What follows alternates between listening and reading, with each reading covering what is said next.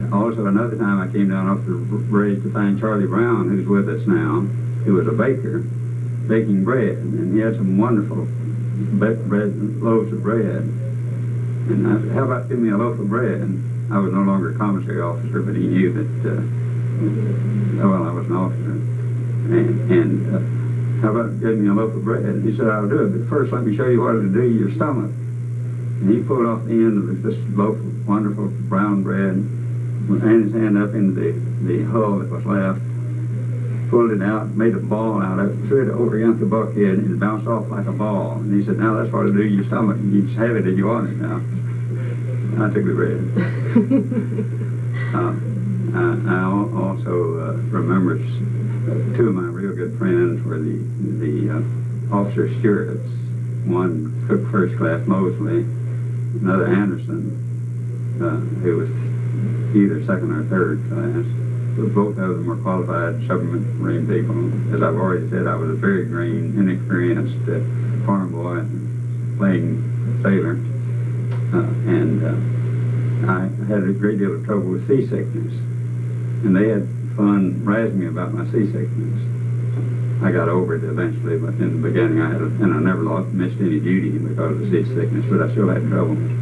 But I heard one of them talking one day to the other, and they knew that I was hearing them talk. And one said to the other, Mr. Bertrand's been seasick in every sea he's ever been in. And he says a man that says there's just 7 seas doesn't know what he's talking about. Then also on the 4th patrol, I recall Captain Griffith had instructed Anderson to defrost a little refrigerator in the officer's pantry. Very little one, you know, a very narrow space.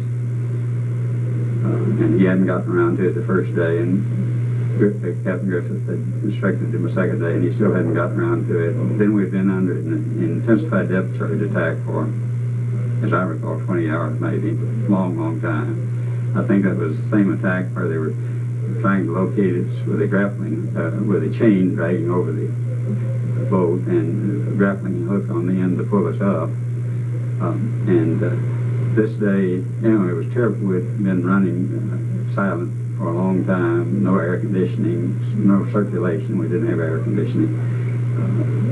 All the machines were shut down, including fans, in order to remain quiet. And so it was terribly hot from the tension situation right here, right now, and so on.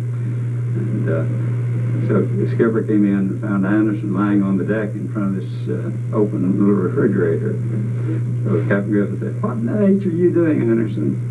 And Anderson, without a moment's hesitation, responded, "Defrost the refrigerator, Captain, defrost the refrigerator."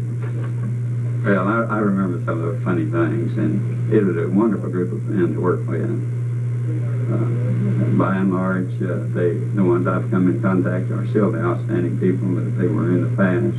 And I've been proud of the opportunity I had to serve with them. And